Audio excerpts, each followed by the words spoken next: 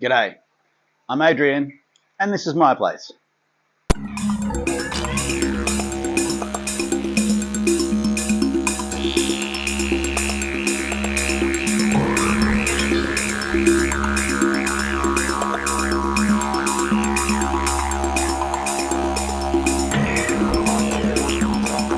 Well, welcome to my channel. Yeah. How weird saying that. Yeah. It's weird to be on someone else's channel, isn't it? Yeah. Thank you for inviting me to your home. It's really cool. Yeah. I figured that most people would want to understand a bit more about you and learn some of the stuff that I know, but also I want to grill you about your American trip Sure. and how all of that went. That's pretty cool. And we got a beer, which is even better. Cheers. So it's cheers. Thank you. Saturday afternoon. Yep. I did bring you a belated housewarming gift. Thank you. Just some of my eggs and honey. Oh, that's awesome. So yeah, I think Yeah, you'll man. enjoy them. Definitely. No, I really Let me know what you think appreciate about the that. honey because Yeah. I I make smoothies most mornings, so oh perfect. Oh, chuck it in there. awesome for it. And then, eggs. Big fan of eggs too, so I appreciate that. Very welcome. Yeah. So mate, how was the tour? Like you've just done a huge a trip over there. So tell me a little bit about that, how it came about, and how it went. It was great. Like we had a great time. So, I think for like ages I had the idea to do something like that. Yeah. Like a lot of my like heroes, had fish rooms in the US, and I grew up watching like Aquarium Co-op and all of that. And he went to some of these big like landmark fish rooms, is what I call them. Like they're landmark fish rooms. Absolutely. But, so I always wanted to visit them, and then I kind of just got to this point where like I'd finished building the shop, and like I mean, if I can just be totally transparent, I'd finished paying off all my debts. Yeah. So like I kind of got to the point where like I was like I kind of deserve a break. Yep. I didn't really take a break, but I like in the essence of work I did. Yeah. Because like kind of got me out of the fish room, and it got me like out of that day to day, like which I did for like 4 years. So I had that idea to do that tour for a long time, and I just kind of like got to the point where I was like, you know what, if I keep thinking about it and it's never gonna happen, I'm just gonna buy the tickets. So I asked Harlan if he wants to come and help me film, and Harlan's a good mate of yours. Yeah, Harlan became a good mate of mine through the shop. Yep. Which is kind of like crazy. So now he's a great mate of mine, but I asked him if he wanted to come. He said, yeah, of course. And we booked the tickets, returned from Seattle. I just crossed my fingers that Corey and Dean would want to film. And then from there, I just reached out to all of those people, and every one of them said, yeah, you can come film. Everyone. I didn't have a single person say that I couldn't. So when you talk about the tour, and being a bit of a break, I mean, it's the top 1% of fish rooms, in America for sure, but you'd say in the world as well, because you went to Aquarium Co-op with Corey. You got to meet Greg Sage, Ian Bodrock, Regina. Yeah. And then you've got Gary Lang. I mean, yeah, Dean. I mean, that goes without saying, doesn't it? Really, like that's an amazing trip away. Even if you didn't have a YouTube channel or anything you were going to do for it, like as a hobbyist, that's like, oh my god, could I get to go and do that? So like I felt like we were it was gonna be more of a filming experience, but it actually turned out to be more of like I learned more about like my business and my fish keeping and videos doing it. So it was kind of like I got like this intangible value out of that trip that I couldn't describe. Like a perspective on like what actually kind of mattered at the fish room from just seeing like people who are successful at keeping fish. Like something people won't realize is that like most of those people don't care about losing fish whatsoever, and they're more like, it sounds brutal, but like they're more than happy to throw out a tank of things that just aren't working. Yeah, wow. Because it's just like once you get to that point where you got like 90 tanks, you don't really have the time to fight uphill with stuff. So it's like, if it's not working, it's just not worth keeping. Like you can't make rotten meat go good again. Yeah. And it's like, I think that's kind of like the way they think about it. It's like bit ruthless. You got to be, and they're all breeders. I went and visited only breeders, I think, so they kind of get like that a bit, not in like a inhumane way, but I mean it's almost humane to put like something out of its misery if it's just going to continually get sick and genetically isn't there. Yeah, unless you've got a tank of rejects. Yeah. Or with your Zebs. Yeah, like your Zebs you'd fight uphill, but like I see. I have a tank where I just chuck all the crap. Yeah, I mean, if they're sick, then I do the same thing. I euthanize them. I used to always have a barramundi, and anything that was a bit sus, I'd put in there because it would continue on. And that's actually something I'm thinking of getting back a predator. I've got some Senegals, and they do a good job. Yeah, they do. I'm still bummed because my Bircher, Fafnir, she got out. And anyway, let's not talk about that. Yeah. But I was thinking mangrove jack, barramundi, or something, in just a lone little tank that would just Oscar? smash things. Yeah, I like Oscars, but I've had so many. Yeah. So it's like, I want some. I like flower horns. I've never had a flower horn, and I've seen the guys that pat them. Like they come up like little puppy dogs and they pat them. Yeah, I don't know. I mean, yeah, I'd go. I don't know. But, yeah, I mean, you can even get like peacock bass or something cool like that. Oh yeah, yep. I was going to check that. Yeah, let's have this fucking. It's on roll. Yeah, it's on. Yeah. Yeah, cool. Yeah, cool. Yeah, so I really don't know. I'm that's something I'm aiming for. What was a highlight? What was the best room, or maybe the top sort of couple of things that were standouts when you went to people's places? Like I would love to go Gary Lang's and Ian Bodrock's. Yeah. So my favorite rooms, I mean, like they all kind of like were a favorite in their own right. Mm-hmm. Like they're all doing different things. So it's not like I can't say that I had a like for instance, like I loved Dean's room. Yeah. But like for someone else that might not be their favorite. But the reason I liked Dean's was just because it was like so well engineered. Yeah. Is it as clean as it looks? Yeah, it's unbelievable. It's like a kitchen. But crazy. So the reason I think that Dean's room's so clean is because he like engineered that to the point where like those tanks are just cleaning themselves. Like he doesn't have to change water if he doesn't have to. Like we were sitting in there and we were doing like what we were doing. We were having a chat, and then the pump goes on, and that is getting all those tanks like to this rack are just automated, changes. beautiful. So then all that time that you would have done that, he can actually put into like other things like looking for spawns or cleaning the tanks and keeping the room fastidiously clean. And I think he's just got like a nice standard which he likes. Like he washes his brine shrimp. Yeah, so, I know. Yeah. So it's like he's just all those little 1% add up to. Yeah, I've taken obviously heaps of his stuff that he does, but like I keep my brine shrimp containers immaculately clean like he does in between each one. Whereas I know previously I just let him build up, but I do find the cleaner the tank, the better the yield is. I learned a trick from about brine shrimp while I was there. Please tell. It's so I was using just tap water out of to make my brine shrimp. Yep. I switched over to tank water and I got like way better hatch. Okay. I do it. So like rainwater.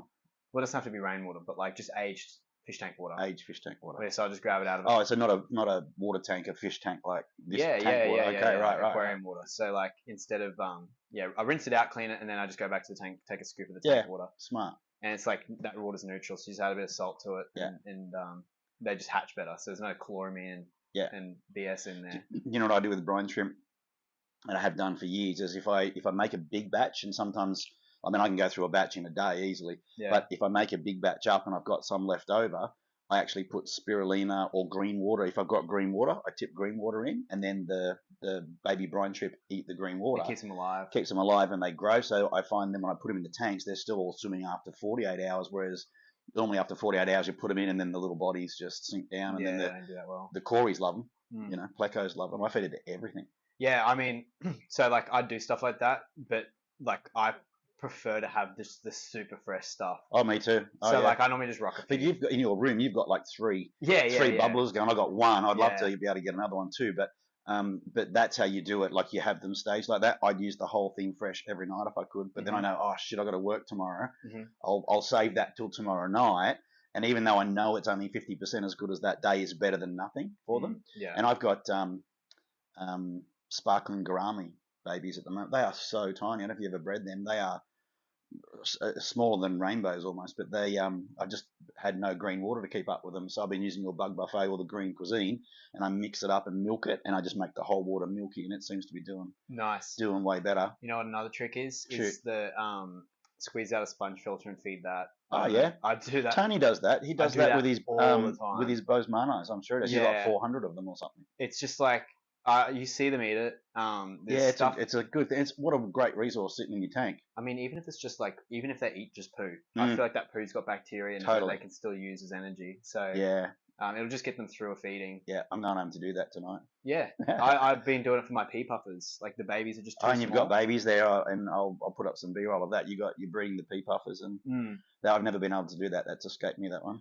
I had Yeah, one pea puffer. I had 6 pea puffers in the tank, and the one pea puffer, the male, killed all other 5. I've never had that happen. Crazy. Must just be my bloodline. I just got Yeah. lucky. All right, I I got to know. get some of yours. Yeah. So tell me, the one I want to ask about, I want to ask about all of them, but Lucas, LRB, and like 400 tanks, no filters, and how was that? So when I got there, I didn't get it. So like I walked in and it was just quiet. It was like this house. Yeah. I mean, it's quieter than this house because I got a little filter going in here. Yeah. But then we got chatting and talking, and I spent a bit of time there. And I'm walking around. I understood what he was trying to do, and it's like it kind of made sense to me then.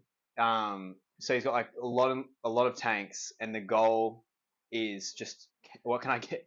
How can I keep this fish as easy as possible? Mhm. Literally, just like no power, just natural. And He gets dirt out of the substrate, the dirt from outside, sticks it in his tanks and fills it with water, and then waits a week for it to settle. yeah, like the coolest thing I think he had like an axolotl tank with no. Oh yeah, I know that one. Yeah, no like, he just had plants in it, and then he had like this goldfish tank. It's kind of funny. He had this goldfish tank, and it was like full of mulm and just like a rock piles on the bottom, and there was like 3 goldfish swimming in it, and then there was like all these babies in there too. Yeah. So the goldfish had actually bred and survived eating the mulm. Yeah. And there was like all these cute little babies in there, and there was plants growing at the top, and the goldfish were eating the plants. So it was like a full-on ecosystem in one tank. Yeah. And I remember it was super dirty, and I don't know why. I just went and smelt it. I was like, oh, it doesn't even stink. Yeah. It's like, yeah, I know, dirty ass goldfish tank don't stink. Yeah, it made me laugh. So, but that's when I got it. I was like, okay, now I see. So it's not conventional, and I don't think he's going to be pumping out like 500 fish. So like, he's not going to have 500 Bosmanis, but that's not the goal. No. Like, what I like about Lucas's style of fish keeping as well is that, so you've got to have in traditional air, filtration, all the stuff that goes with it. And he just turns that on its head and goes, well, you just need dirt and water, and this is how they go. And of course, you've got to do water changes and stuff, but the tank will balance out. But he certainly inspired me to do a few guppy tubs outside, which I would never have done them without air until I had this knowledge. And now they're doing brilliantly. I mean, all my tubs that have no air, no filtration, I've got no issues with them whatsoever. So it has actually opened up that fish keeping space for me. I think he could do more fish in a tank with air, but if he doesn't want it, what's the point? He's got like mascara barbs and all these amazing fish in there, and it's crazy. And rope fish and they look cool. We can't get them here, can we? I don't know. I don't think we can. Okay. Yeah, unfortunately, I'd love one because they look like a more interactive version of the birches. Yeah, they're kind of cool. They're like between an eel and a birch. Yeah. So they're kind of neat. So tell me about Gary Lang. Yeah. And how that went. So that was kind of like, that was a really cool room, but it was kind of sad because we were only there for like a day. Yep. But like, so we went to Missouri, and we got to the airport, and he picked us up from the airport, and then we just went straight to a restaurant, had a meal. Like, he'd never met us, but yeah, he picked us up straight to had dinner, and then went to a fish club, and he had like the back of the car was full of like stuff he was going to sell at the fish club. So we went straight from the airport, had dinner, and then went to the fish meeting. And then that wasn't the one you spoke at, though, was it? No, I didn't speak at it. And then there was like a guy doing like a live bearer talk or something there. But and then we went to the hotel, and the next day was the only day we had with him. So he came and picked us up, and we went to his room. It was pretty cool. It's an awesome room. I mean, the guy's got like crazy rainbows, and it's pretty cool. He's wild caught most of them. And he has that that level of knowledge that you can ask a question and he can smash out the. Yeah, definitely. Like, yeah, for sure. And like just some of those rainbows because I hadn't seen them. Yeah.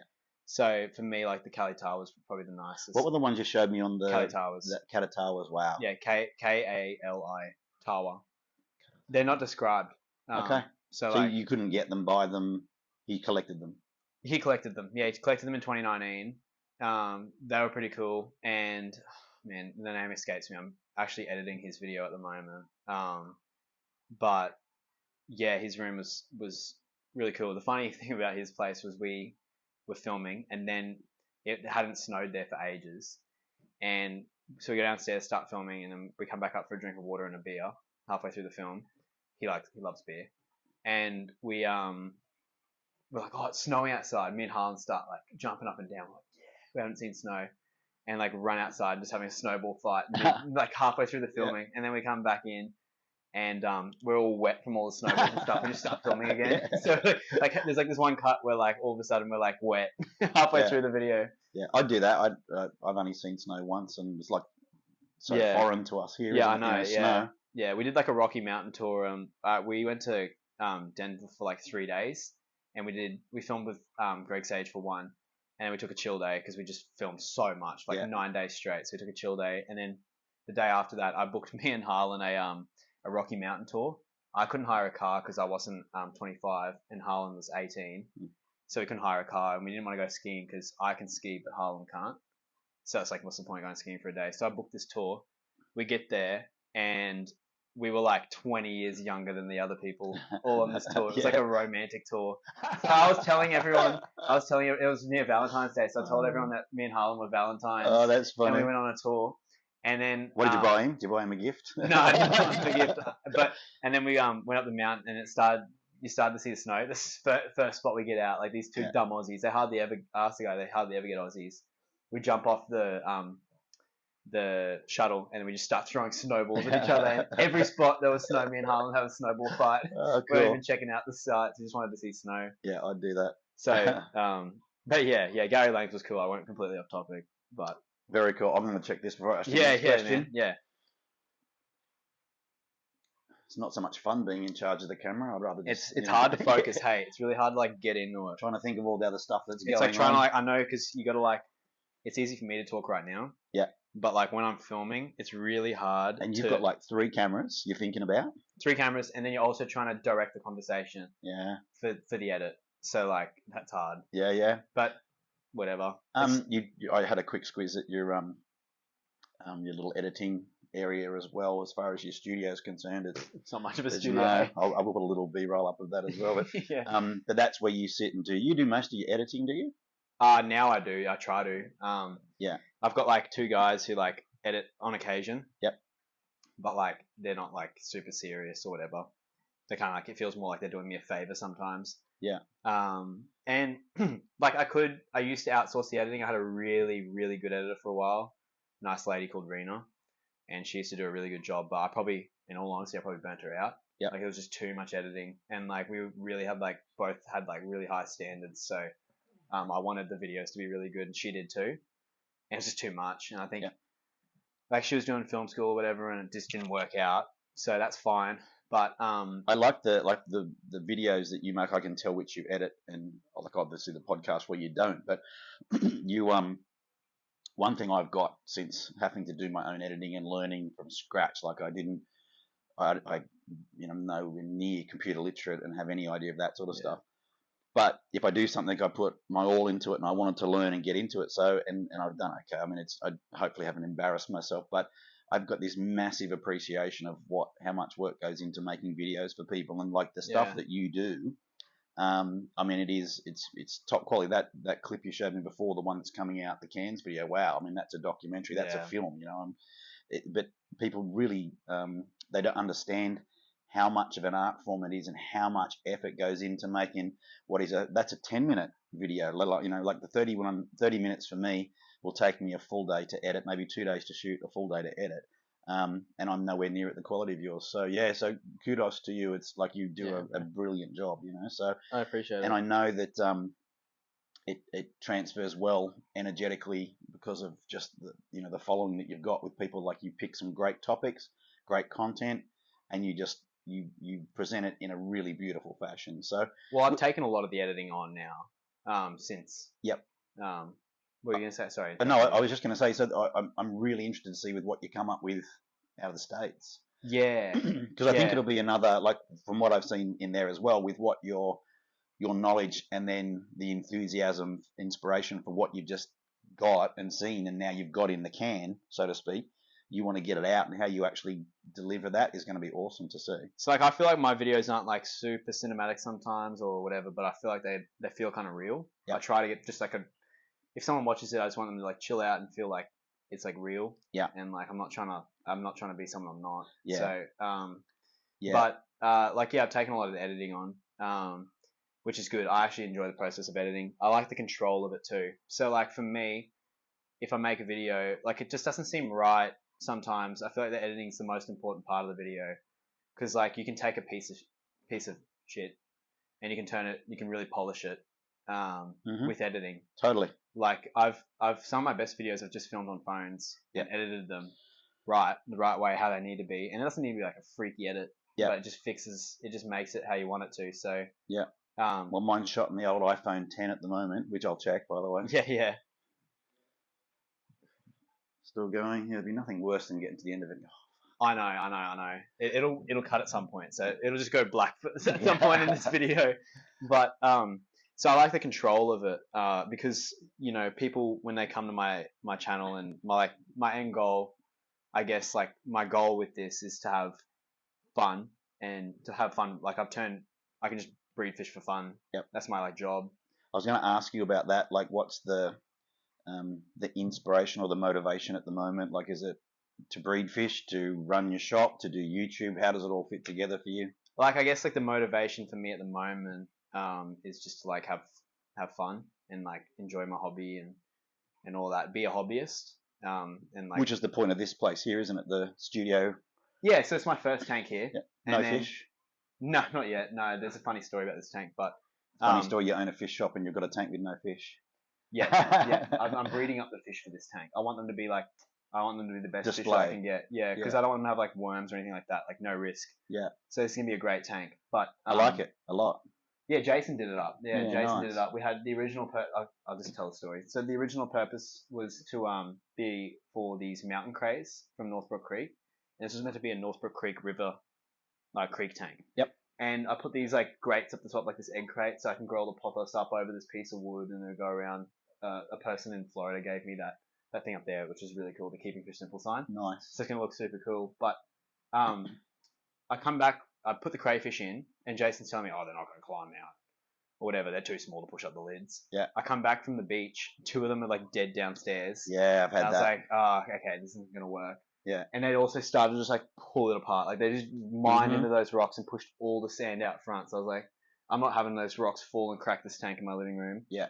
So I took all the crays out before I went on my USA trip, put them down outside in a pond, and then I was like, okay, I'm going to turn it into just a cool Praecox red neon, my favorite fish tank. Yep. And I planted it out. There's expensive lotuses. I had a booster philandra I was growing for like a year there. And so I leave, and then my dad texted me, is the power meant to be off on the fish tank? And I was like, whatever. And then so it was off for 3 weeks, and I come back, the lights are off, the filter wasn't on, and the plants had all melted back. Yeah. And I look in there, and then I see 2 crayfish claws just go. There was still 2 crays in there. So I spent like 30 minutes trying to get the crays out. The crays ate all the melted plants. Yeah, all the melted stuff. And they ripped up all my carpeting plant and all that. Yeah. So have you got them all now? I have, yeah. I've been looking the last week. There's nothing in there, but I was so mad at them. But they were healthy as. But yeah, so this will be my first tank, and then. So we were talking about the motivation, what you're doing. Yeah, so I went off topic, but so the motivation to have fun, make really nice videos that people can enjoy. That's like the main thing. Yep.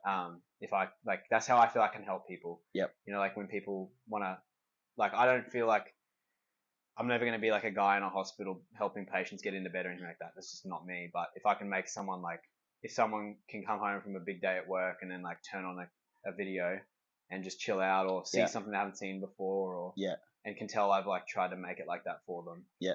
Speaking from experience, like when you do have someone that you watch, and not just you obviously, but like we have these people that on our what's it called, our subscriptions on there, isn't it? So you have them and you go on there. If I see like a Dean video or an Aquarium Co-op members only, or a Lucas video or your video come up, I'm like, brilliant. And it actually gives me something to look forward to.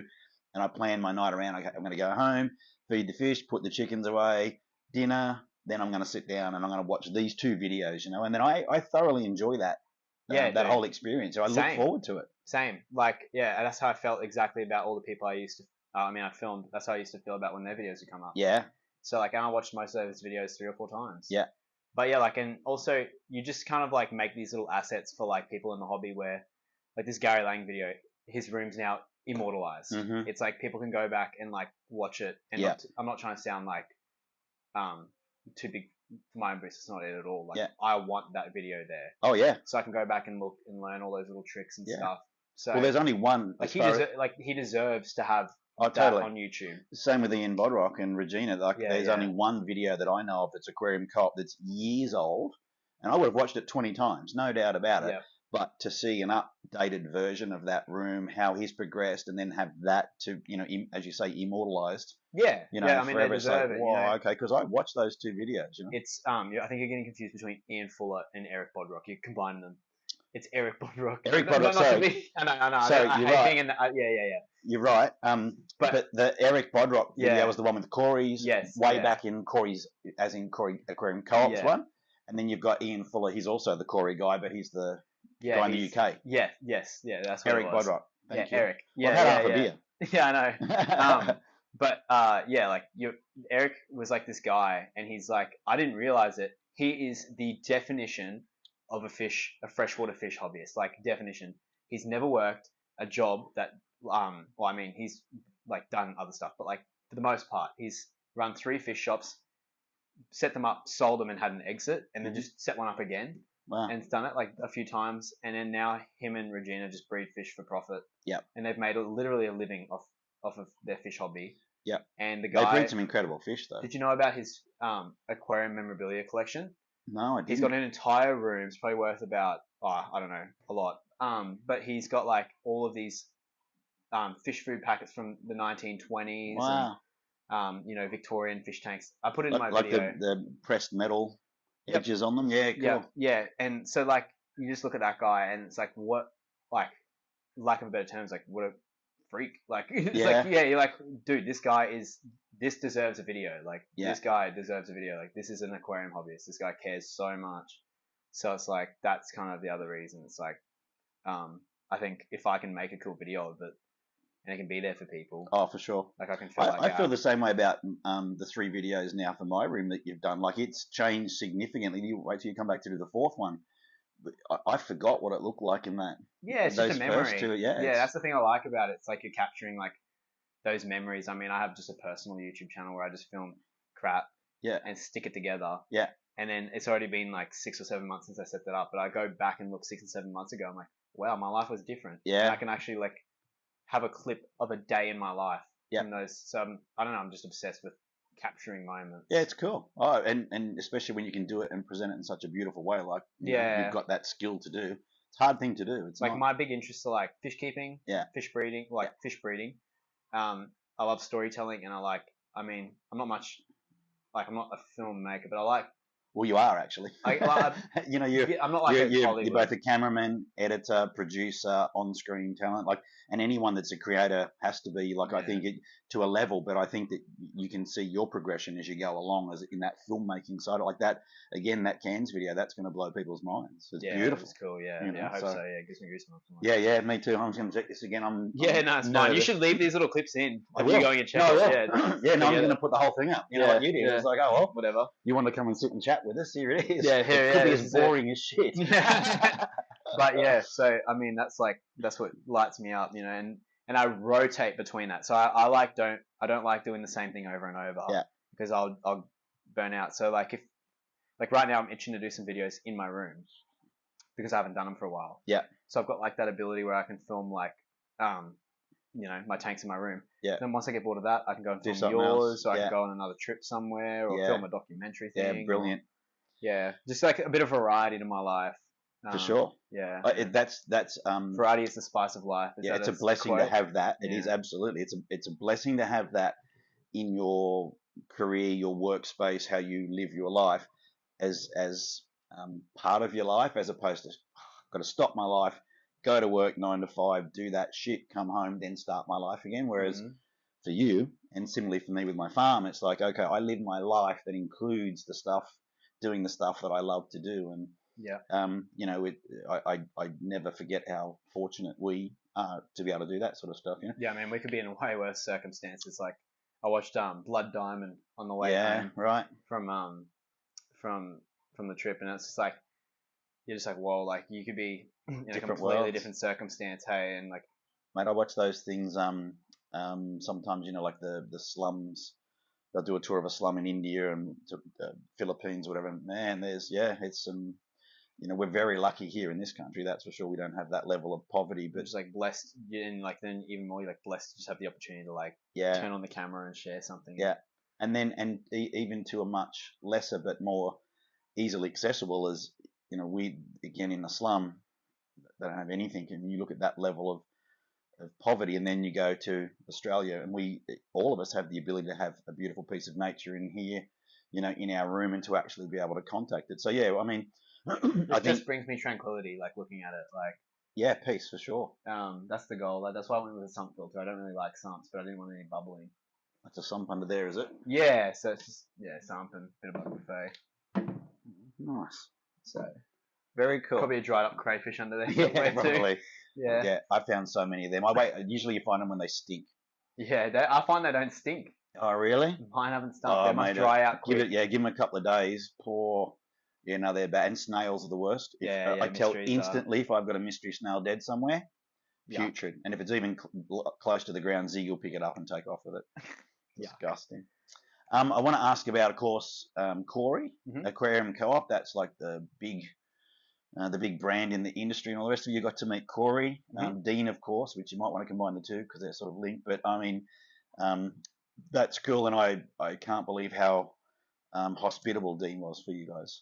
Oh, dude, Dean rocked. Like, Dean was awesome. He, I mean, even my dad doesn't watch videos or know anything about Dean. Goes, that Dean guy seemed real nice, because he must have flicked one on when I was away. Yeah. He goes, I was just in your chat. Like, that Dean guy seems real cool, and he's right. Like, Dean was really awesome. Dean picked us up from the airport. Was it 4 or 5 days he run you around? Yep.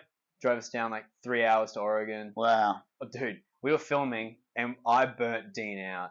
He was sitting in the corner, and he wasn't really involved in some of the videos either. I remember just seeing him sitting there, and he's like, I'm trying just not to fall asleep while we're talking to like Corey or whatever. Yeah. Yeah, he was like the best. Like, he felt like I guess like our dad in a way. Like, and how good that would be so cool. Yeah, and he like just super nice stuff. Like, we had one layover day on the way back through Seattle, and he like booked a dinner. And he invited a bunch of people from his fish clubs, like Bentley Pasco and a cool guy. Oh, cool. Yeah, I've watched Bentley before, yeah. Jason Liang, who made me like that little rainbow thing I showed you. They're very cool, yeah. Yeah, so like they all went to the dinner, and then I was gonna pay for Dean's dinner. He stole the check and paid for me and Harlan as well. So it's like crazy. You know, that speaks volumes there, doesn't it? Yeah, and certainly not unexpected. He comes across that way. We didn't do on anything film. for Dean. Like, we filmed his video or whatever, but like Dean doesn't get a kickback out of it. No. It's just passion. Yeah, it's nice. And the reason he did it, he wanted like there's like a whole East Coast and West Coast thing going on in the US, like so he wanted like the East Coast to look amazing. So I think is that like Tupac and Biggie's? Yeah, it's like Crips and Bloods or whatever. I don't know what it is, but in the fish room. Yeah. My plecos are better than your plecos, or I don't know what. I bred this, but yeah. And he took you to Corey? Yeah, Dean took us to Corey, and Corey was cool. Again. Yeah.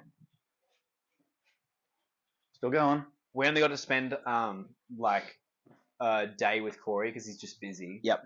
But it was cool. We played ping pong with Corey, and Corey took us out for dinner too. Nice. And we went to Mexican both times, and that was good. And yeah, dude, Corey's room's pretty cool. Yeah. There's What about his shop? Did you get to go to the shop? Yeah, the shop was cool. It's smaller than I thought it would be. Yeah. Yeah. The expansion. In comparison to yours, how like same Similar. size, double? Really? Yeah. I mean, once my expansion is going to be the same size, I think. Wow, I didn't know that. Not same size.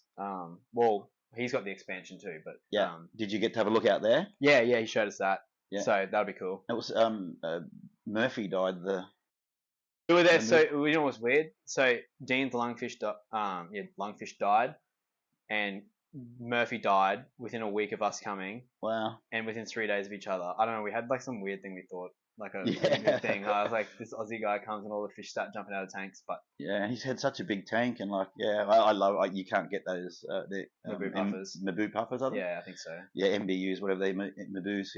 Yeah, beautiful fish. Like they get massive. Yeah, they were monster. Like we saw ladybird. She was a big girl. So, what was any? Do you see any fish over there you'd love to get that you can't get here? I mean, like a lot of those rainbows that Gary had. Yeah, because I'm a rainbow guy. Couldn't we get them here somewhere easier than over there? They'll get in here.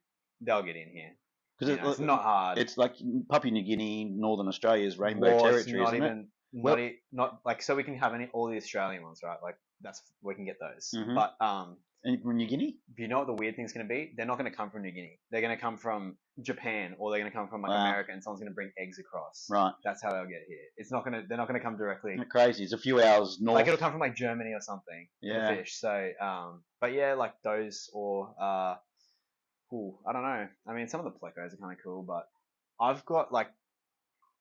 You got your dream fish. I've already got my dream fish. Yeah. We had a look at the store before, and I'll do a bit more afterwards as well. But that was.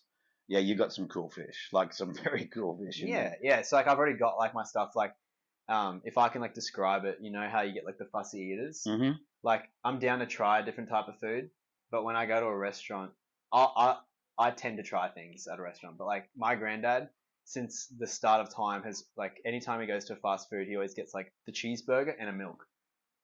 Doesn't matter where we go. Yeah. So it's like when I go to like a fish store, I look at the cheeseburger and the milk. That's it. I don't care about like the new pleco with one extra spot or like stuff like that. I'm always like, I want to see zebs, I want to see praycocks, I want to see threadfin rainbows, I want to see. And you're doing well with your zebs. Yeah, they're doing great. Yeah. You got one spawn out, another spawn out now, and hopefully some eggs in there. So I've actually had up to 5 spawns now in 5 months. Wow. I've got them going like clockwork. So. And you and I had so many discussions about how crap it was that you couldn't get them to breed, and I couldn't get my 333s to breed, and they bred at the same time. Like you had Zeb babies, and my 333s went, and we both thought that we'd never breed them. We're in season right now. I feel like for catfish. So because like we've just gone through summer, lots of low pressure systems come through and stuff like that. But I'm going to be interested to see how they go over winter. Yep. If they keep breeding. Yep. But the trick was that I've got that automatic water change system on there. It's been so convenient. What I do is I've had to clean that room like crazy this last week. I just throw the water change on for 40 minutes. Yep. And it just flushes that tank. And I did that every day. Yeah. So you couldn't have measured nitrates in there. It was just so clean. Gave the sponge filter a good clean out. And they just love that clean water. Yeah, wow. And I actually... It doesn't seem overly high flow either. No. Just normal, you just say normal... Actually, no, I do have a few air stones going in there. Mm-hmm. But... I didn't notice it like it was like bubbling, no. It was... And I gave up on trying to strip babies out. Yeah. I just let the dad learn. Leave them with them. And he just lets them out when they're ready. Yeah. And the only thing I feed to that tank's bug buffet.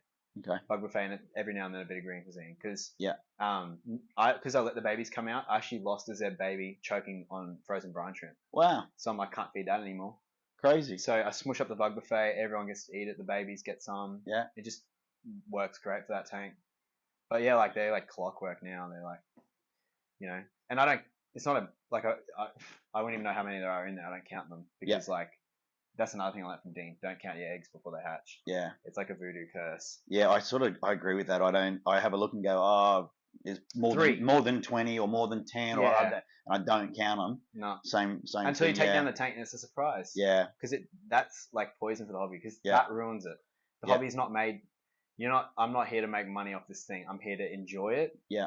And to watch it breed, it's like a privilege. And then at the end, if I get to sell, I don't want to sell them. I'm like attached to them now. Yeah, I'm the same. I don't like to. I've got so many now. I need to sell them, but I'm at the point of I don't really want to let my babies go. Yeah, like I was willing to pay the price just because of how cool that fish was to me. Yeah, like, that just like them and 201s are my favorite plecos. Yeah, agreed. Nice pleco. Yeah, so and they're breeding cool as well. So I want to ask you because you mentioned about the bug buffet and the green cuisine. Of course. Sure.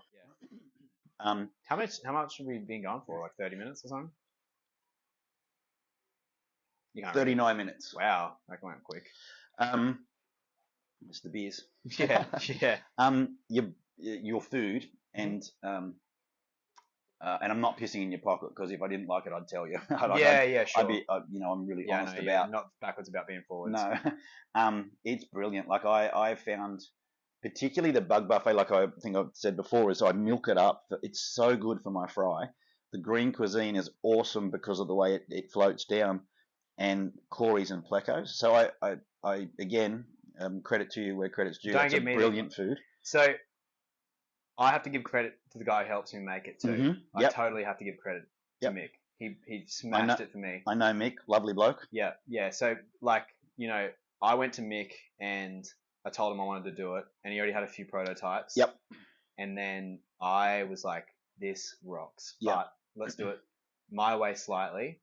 You got a few things in here I want to change, which let's change that up. And then we did it, and that was the first version of Bug Buffet. It was a bit softer, and then we hardened it up so it ship a bit better. I haven't noticed any difference with it feeding, and the only thing that's different about hardening a food is taking moisture out. Mm-hmm. So the thing I learned from Mick was that, like, because he's a shrimp guy, I think that's what makes the Bug Buffet so good, because it has, for me, like now, anytime for as long as I make fish foods, they're gonna have to be able to be fed to Caridina shrimp. Yep. Because if you can't feed it to a Caridina shrimp, it's like the most sensitive, touchy thing. Then it's not a good food. Yeah. There's something in that that's just wrong. Yeah. So like my mentality is that all of my products, all my fish food is, I never want to make it like in China or anything like that. I never want to cut corners. Mm-hmm. I always want it to be like a really premium product. I want whoever buys it to get their full money's worth out of a bag and know that their fish are eating properly, like a proper food. And I mean, it's breeding zebs and feeding the babies, so it's got to be good for that. Mate, I've definitely noticed a better survival rate with fry, without doubt. There's not wheat germ and stuff like that in it. And it's not you said that it's not a sea based. Oh yeah, the chlorella. Well. Yeah, that was a little thing. Again, that makes perfect sense. I mean, feeding some of the sea stuff every now and again, I'm sure adds different nutrients and all the rest of it, but it's not what the fish naturally eats, is it? I'm not a scientist, so I couldn't say for sure. Like there's stuff. I mean, fish don't eat soybean meal, but that's in the food. But you need a filler. Yeah. Have you ever looked at the back of Tetracolor tropical granules? Yeah. Yeah. I love that food, by the way. I feed it. If I could have a container in my room, I'd feed it all the time. Still, and Lucas swears by it, but that is like McDonald's on steroids. Yeah, and it gets to the point. Like it depends. Like if I had expensive fish, I'd probably pay a little bit extra to buy Bug Buffet. Oh, for sure. But well, you get what you pay for. There's no doubt, and it's the same with our food: dog food, cat food, fish food. The funny thing about my food is that it's literally probably the easiest food to manufacture on the market. It's literally just really pure human grade ingredients mushed together into a pellet. Yeah, I find you need to use less of it than any of the other foods I do. If I grab the same amount for Tetracolor, and then I do the same for Bug Buffet, I'll find the Bug Buffet goes far better. Like it's more in volume. It clouds the water more, but you'd expect that when you milk it up. Mm-hmm. But I don't need to feed as much. I actually need to have half as much Bug Buffet to get what I would get for twice as much out of the Tetra, which is that the economies of scale. That's good. Yeah, I mean, like the goal. It's just about re-educating people on how fish food should be used. Like flakes aren't natural. Yeah, I don't use flakes at all unless I'm desperate, and even then I get them and swish them in the water so they go down. But like, they're not meant to eat that. Like, I wanted it to be like a molmy sort of equivalence. Like a lot of the fish that I feed, I've heard people tell me that fish don't eat mulm. I think mulm's like one of them. Of course they do. I mean, that's it. That's bro. That's what all babies eat. The mulm. It's how you start them off. Yeah. So like, my food kind of like turns into that mulm, and I've even noticed if the girls and me are overfeeding tanks at the shop, like they do get like a biofilm layer. Mm-hmm. Dude, chuck a pleco in there. That thing is so happy. Oh yeah, shrimp, yeah. Like, but you know how I feed the shrimp? So when I feed the tanks and I finish feeding them, whatever the dust is left on my fingers, I'll wash off in a shrimp tank, and that's their food. Yep. Yeah. Exactly. Yeah. So so that was the goal with the food, just easy, simple. On my I've been blessed with people commenting on my videos and all the rest of it. Heaps of questions I get asked.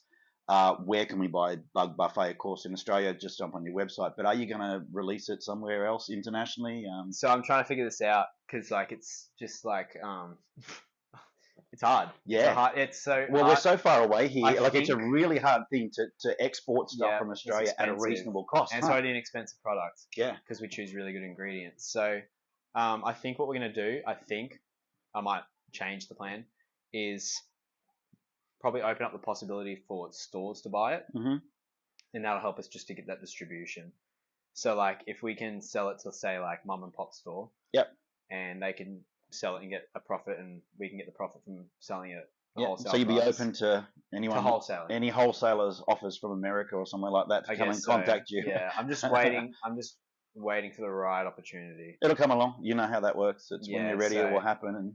And then like we're gonna have the whole volume problem. Like you go from making 400 packets to 2,000 packets. Yeah, like a big jump, and we don't have a lot of space at that room. No. And like it's a lot of hours which we don't.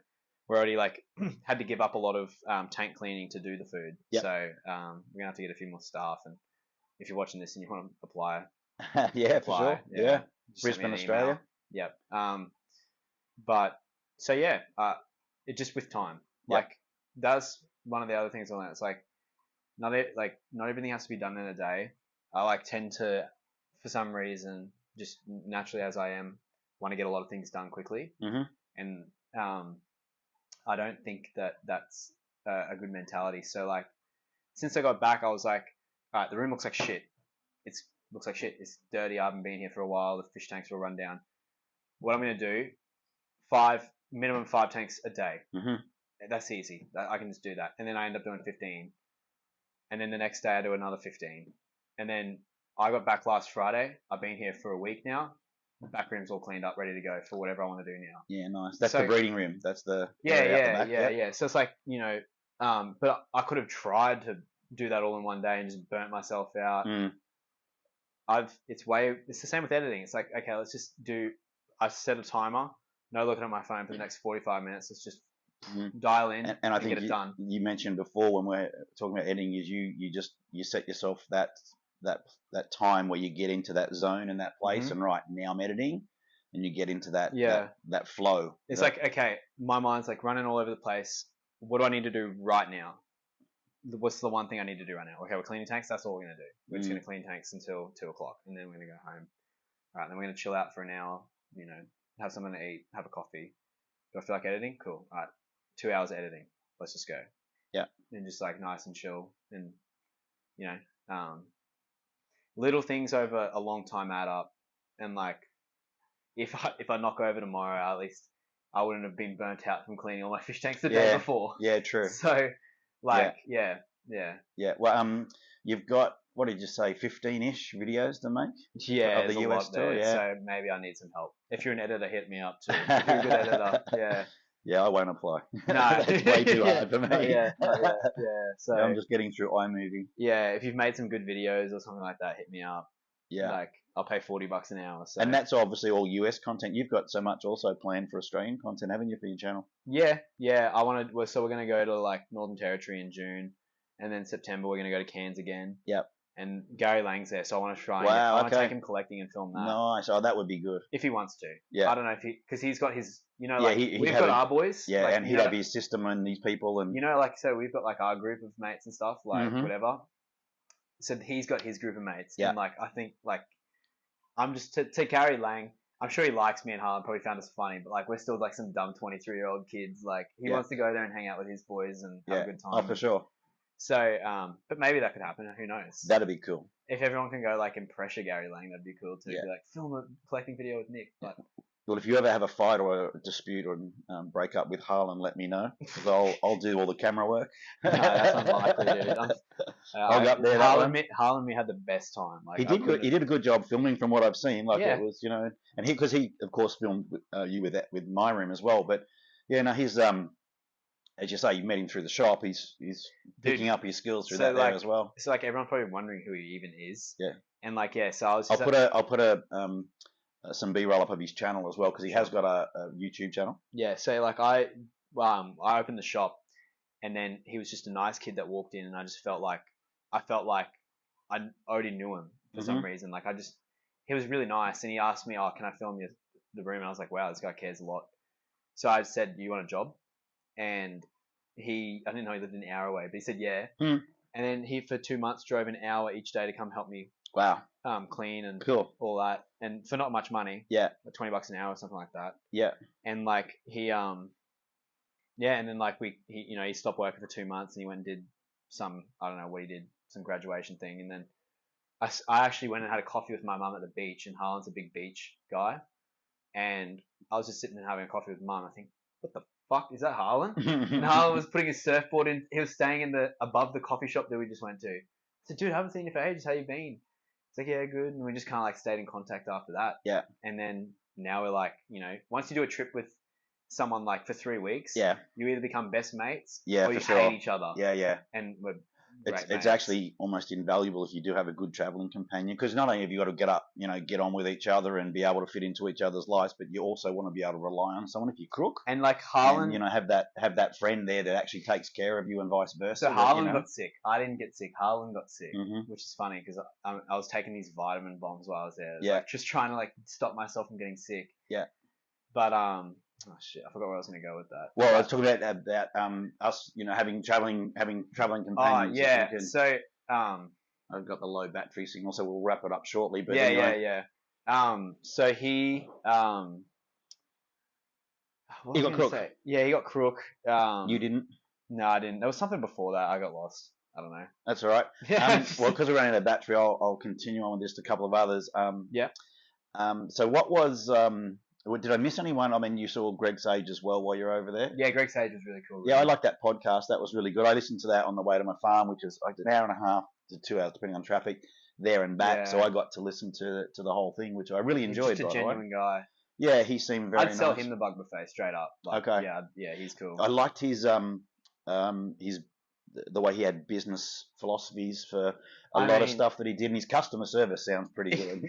Yeah, I would never do that. Yeah, but yeah, I mean, if that's what he wants to do and his customers appreciate it, then yeah, cool, good on him. And that's why I like him. Yeah, look, that's one thing I've always had in my that was actually funny. He's big on email. Yeah, but like I couldn't text him or call him because I didn't have a phone number over there. I only had like data. He doesn't do Facebook or anything like that, I don't think. So I emailed him. I said, you dropped the hint. It's like, hey, we're gonna be at the airport, and should we get to yours by bus, Uber? He's like, trying to see if they go, I'll come pick you up. So he said, I'll come pick you up. Nice. Yeah, which was nice. And then he says, I just send him the address, and it's by email. He's like, I'll be there at 10:30, and it's like felt like meeting someone in 2000 because you can't text them, I'm on the way, where are you? And then we're just sitting out the front of the apartment for like 20 minutes just waiting for Greg Sage to rock up. I see a car pull up and I see him hop out. He's got like all the long hair and he's like walking around. And he's like, it's Nick. And then that's when you meet people. Yeah, isn't that crazy? Mate, in the 80s and 90s, they'd send you a snail mail letter. Yeah. And then you go, oh, okay, and then I'll be there at that time. So there wasn't even the email side of things. But yeah, he does strike me as that sort of a guy. Was anyone else that I've missed over there that you went and saw? That Regina was really cool. Yeah. Her room was great. I can't wait to see that because you said how good her room was. Yep. I mean Grant Eater's room. Oh, that's right. Yeah. Yeah, that was crazy. That's Garden of Eater. Yeah. I'm not a shrimp guy for sure. But I mean, you just have to Grant and Shelby. Yeah. They do a great job. Shelby seems really cool. Shelby's awesome. She's so good, and they just do such a good job. They really do. Yeah, they know how to breed shrimp, don't they? Wow, sure. And they had walls of shrimp in their bedroom. Yeah, unfortunately, if it was a room full of zebra plecos, I was freaking out. Don't get me wrong, I was freaking out. But it's just for me, the reason I made that video was for the shrimp people. And I'm one of them. I'll definitely watch it because they're separate hobbies to me in my mind. That Caridina. I do tend to agree. Yeah, they don't. Yeah, cherry shrimp can go with fish, no problems. It's almost like just simply they streamline. You go to Caridina. Start again. Forget it. Yeah, start again. And they're saying there's all these sorts of things you can put in your tanks. I'm like, maybe, but I'm not totally convinced because no one just has massive populations of these things going on accidentally. No. I go to you could go hop on Gumtree right now and go pick up a used tank with 50,000 red cherry shrimp in it. Yeah. But I couldn't do that with Caridina. It's no, and if you did, if there was let's say there was a tank with 200 Caridina, it's like $500, $600, $700 for them. Yeah. Yep. Yeah. So there's a reason they cost a lot. Yeah. So, but yeah, that was an LRB, and then we went. Yep, I think that's everyone. We pretty much covered off all those. Well, mate, I really appreciate you chatting to me about it because I was super keen to find out, and I want to hear. Obviously, I can't wait to see the videos. But me too. I can't wait to be finished with them. It's good to sort of just hang out like we've done for today and just do that sort of stuff. And I know that no doubt people are just going to love to get the the behind the scenes stuff and that bit of information, which I think is brilliant. Is there anything that besides the US stuff that's coming out or with your shop? Are you doing expansion in the shop? Aren't you pushing back there that we can? Yeah, I guess so. We're expanding the shop. So that's going to be that whole breeding room out is right at the back and then come forward. There'll be a lot more tanks. Some footage of that in too. So. There'll be a lot more tanks, and we're going to be breeding less fish. Yep. But they're definitely going to be better because I've just decided that's my back room. When I leave, I'm just going to lock the door and that's going to be do what it does. Mm-hmm. So some very cool fish in there too. Yeah, but I want to the fish that we do resell, we're going to quarantine them. That's the main difference. Yeah. They're going to sit in you're going to buy good quality stuff, and I'm going to go for local breeders too. So if you're a local breeder and trying to sell stuff, I'll pay cash for it. Sometimes I make myself hard to reach. I'm just not good at replying to texts. So what's the best way for people to get you and actually get a reasonable time reply? Is it email or have you got? I guess email, but I'm still really bad at that too. I don't read them. I hate emails. I don't even. If my business, revolved around email, I'd be screwed. Yeah. I don't know. If you come in the shop, tell the girls what you got for sale. And you're not good on Instagram either, are you? I put a message on there and take your days to get back to me. Sorry. I know, you can call me. That's the best way to Maybe get they me. should message me. Yeah, I don't know. I feel like I like to... I have all my notifications. Try really hard, and if you determine you'll get through. Yeah, I don't know. I sound like an asshole now, but you do have a lot going on. But it's not that. That's not the reason. Even if I had no one texting me, all my notifications for Instagram are off. All my notifications. So I open my phone. It's one thing. It's text from mum. When are you coming for dinner? It's that's it. So. Yeah, man. No, it's a cool chat. I totally get that. Yeah, well, thank you, mate. We'll do this again if you want. Yeah, I really appreciate it, and I'm sure that there'll be something else that we'll have a chat about, and you come back to my room and soon. Yeah, maybe changed heaps. Yeah, next couple of weeks. Have you subscribed to my channel? Yeah. Yeah, of course. Good. So yeah, maybe we'll do something like this on my channel. Yeah, for sure. Well, we're out of beer, so. And we're out of battery, so thank you very much. I really appreciate it. We'll head back to the shop, and I need to get some B-roll. Definitely. Good man. Cheers. Thanks, brother.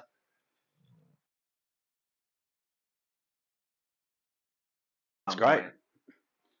So I did a whole thing the other day. The intro one take was fucking perfect, and then I got finished and I went, I didn't have my fucking mic on. Yep, I know. How fucked is that? I did the whole Eliza tour, and we had to use iPhone audio. It was horrible. I like that tour. That was great. You couldn't tell that was an iPhone audio. Really? I didn't pick up anything wrong with that. Oh, well, that's good. Takes the pressure off if you screw it up. Yeah. All right, cool. All right.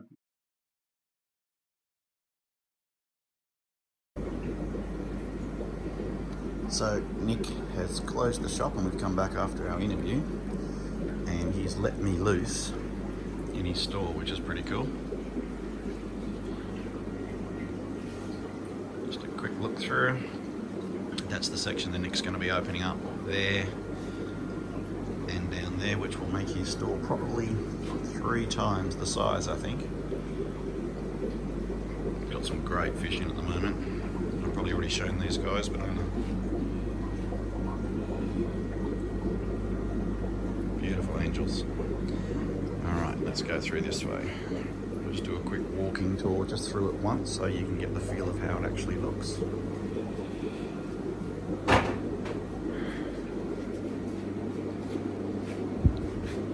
So out here is still all the holding and breeding areas, but not Nick's specialty breeding area. Nick's office. New shrimp rack, or whatever he's going to put in there. He's still not 100% sure.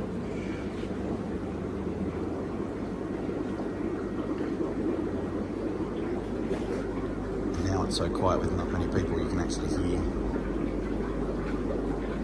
the noise of this fish room.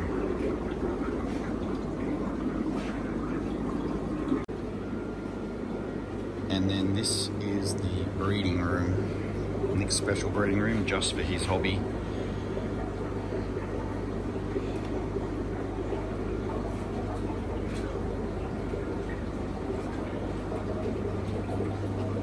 So Nick's got some very cool fish in here, which I'm going to get some close up on some tanks for you now.